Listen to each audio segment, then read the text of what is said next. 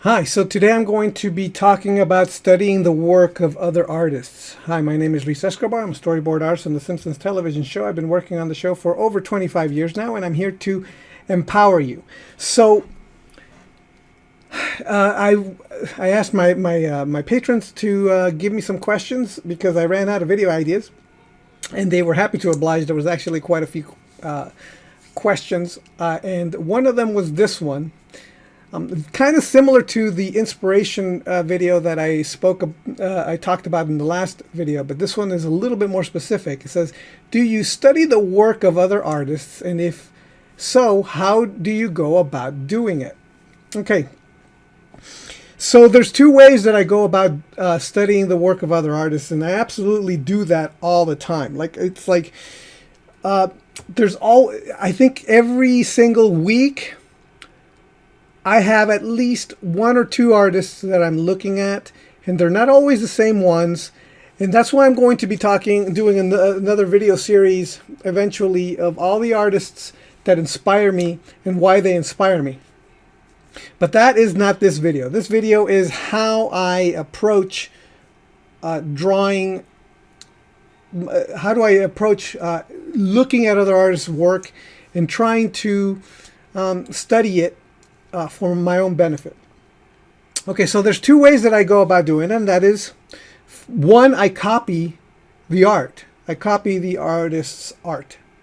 And the other way I do it is I have the artwork in front of me, what they do and how they do it, and then I try to mimic their solutions to problems without necessarily copying their work. Okay, so I'm going to show you an example of the copying part so that you can see. Now, there have been other videos where I showed my sketchbook and then I showed how I copied and studied other artists' work. I'm not going to re-show you that. You could look at the sketchbook videos for that. I'm going to show you one of the latest examples of me doing that in a sketchbook that I lost, that got stolen last year. Or was it earlier this year? I don't remember. And this is it. So here's the page, and there was a particular artist whose eyes, the way that they drew eyes, the way that they drew eyelashes was something that I really, really liked. So what I did was I started drawing. These are copies of the artist's faces, like the way that they drew eyes. And if you notice very closely, I pretended there was a spot inside the eye from which the eyelashes came out from. So I wasn't directly copying what they were doing so much as analyzing possible ways and logic to doing the eyes. So it wasn't just copying. I was literally trying to break it down into its component parts so that I could understand what the person was doing. What is this line? What does that line represent? Does this, because this was all black, like the way that they drew the eyelashes, it was completely black. You don't see any of these wrapping around and things like that. You don't see these hidden rhythms, and I'm looking for that stuff so that I could really wrap my head around what is it that they're doing, how are they doing it, why are they doing it. So when I copy, I don't just mindlessly copy. I do a breakdown of the copy so that I can try to understand the logic behind it. So part of the understanding the logic behind it is having done a lot of regular naturalistic eyeballs, understanding the eye, what makes the eye work, how does the eye function, making a figure drawing eye study over and over, lots of real eye studies, so that when I copy another artist, with that world, that natural knowledge of real anatomy, I could try to wrap my head around what is it that they are doing to stylize this eyeball, and what do these stylistic shorthand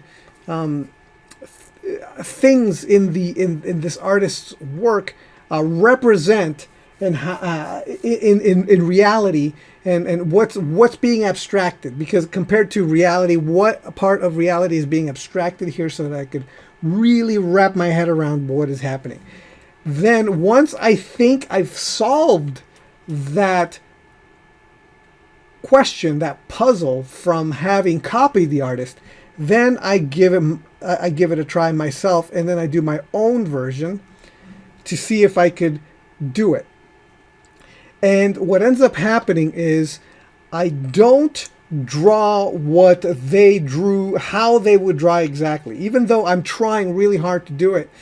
The problem is I am not that artist. So when I do my version of what they're doing, it's going to come out the way I do it rather than the way they do it. So in a way, I'm not really copying them at all, because there's no way I could do what they do without copying it. But when I try it without having copied it, it doesn't look like their work. It looks like something I did. So, but I'm taking what I've learned from them, from having copied it, like the logic, and I'm still applying it to my own drawings. And then that's how I study the work of other artists, in order to make it my own. Because no matter what, you're not going to be them. It's just not going to happen. You're going to draw you're going to try to draw how they do, but you're going to still end up being like something you did, because you're you and they're them, and they could do what they do because that's their language. That's just what comes out of them naturally, while you're trying to struggle to do that. So the best you could do is just come up with an iteration of what they do, and that's it, and then apply that to whatever it is that comes out of you. So this is a page, an example of exactly what I'm talking about. Is that okay? So the other way that I approach doing a copy is by kind of surrounding myself with the art of that artist, or just having the artist's stuff all around. What I tend to do is I make a note of how they solve certain problems, and it depends on the problem that I'm having. So, for example, I'm having a problem with the way I draw noses, and I'm not happy with the way I draw noses. So what I'm going to do is I'm going to scour the internet, scour my Pinterest folder, scour my Instagram folder, like anywhere that I could find, right? And I'm going to find artists whose noses I like. And then I'm going to try them out. I'm going to put them on as if they're clothes. And so I will draw a character's head, and then instead of drawing the nose the way I draw it, I'm going to look at the way that they draw their nose, and I'm going to plug it into my character and then see what that looks like. Same thing with value studies, like the way somebody shades, or and I don't want to use the word shading, because what I like is not like shading. What I like is kind of like when artists kind of draw these like hatch lines as a type of planar representation of tone. That's what I like. And so that's right now, as I'm recording this, that my head is in what's the best way to apply a mid-tone And then I'm looking for artists who apply really cool midtones with very unique planar plane change sensibilities with line strokes. Okay, so that's what it's really weird and abstract to say it this way, but that's what I'm looking for. I'm looking for guys who have very unique, clear, planar line drawings for tone and midtones, so that I could apply that to my painting, because I want to have a painting, but I want to add lines on top of the painting to give it a little bit more of an interesting hodgepodge of contrasting ideas. There's the regular tone and value, and then there's also this cross hatching element to the painting that I find really cool when artists like Drew Struzan kind of does that, and an artist like that. So I kind of want to do a little bit something like that. So that's when I look at artists and I see how they solve these problems. So there was another artist who I found, and I really liked the way that he would draw faces. I really liked the way that his faces came together. So what I ended up doing was I had a bunch of drawings of his faces. I believe I had them on my phone. I downloaded a bunch of just the faces. I even cropped out everything else, and all it was just his heads. And then I had them on my phone, and then I would look at them, and I would look and flip through them, and then I went onto my sketchbook, and I drew my own characters, emulating the sensibilities that I saw in his drawings. And so this is where these drawings came from, were from me using my own characters, drawing my own characters, but trying to use the sensibilities that I saw this other artist had in his work. So I wanted to, again, it's one of those things where I'm sitting around trying to, and notice that the eyes here, so the eyes here are kind of similar to the ones that I copied from that other artist. So I kind of combined two different artists' studies into one type of character style that I ended up with. So that is the way that I tend to study artists. And it really does depend on exactly what I want to happen.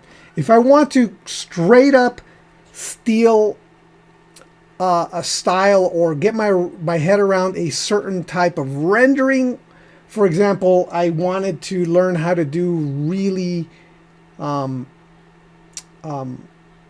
detailed rendering with ink. Well, then what I ended up doing was finding artists that could do it, like Bernie Wrightson's Frankenstein illustrated novel. And then I took a Bernie Wrightson Frankenstein drawing and I copied it straight out, just copied it so that I could walk in Bernie's shoes, see how he did all that line work. And it took me forever to do it. And it really was a study. I didn't just copy it, I understood it. I broke it down into what does this represent? What does this represent? In the same way that I'm talking about here, where I really broke down what represents what. And then once I understood it, then I could give it a try myself. On my own, having understood it. But the trick is, whenever you're studying or copying an artist, don't just blindly copy. Understand from the inside out what they're doing. Why are they using this line? What is this line? Why this rhythm? Where does this come from? What is what's he representing? And the more you know about reality, the better, the more you'll understand when an artist is trying to reinterpret reality. This line represents this in reality, but this person's interpreting that in this way. Oh, I get it. So that is an interesting way to solve that drawing problem and make it look interesting. Can I use it in my own art? Yes or no? If yes, then yay. If no, then oh well. Toss it out, try it again, do something else, and then try an artist's style for size. You're not going to draw like that person no matter how much you try, because you're not them. It's like drawing in the drawing style is like handwriting. You can try to emulate somebody's handwriting, but the handwriting just kind of comes out of that person no matter what. They're just naturally going to write that way. Okay, so that's kind of my approach to studying other artists is that. So it's critical to learn to break down an artist's style or work so that you could understand it. That's important when studying another artist. But that's my 2 cents. Thanks a lot for the question. Thank you for watching, and I will talk to you next time. All right, bye.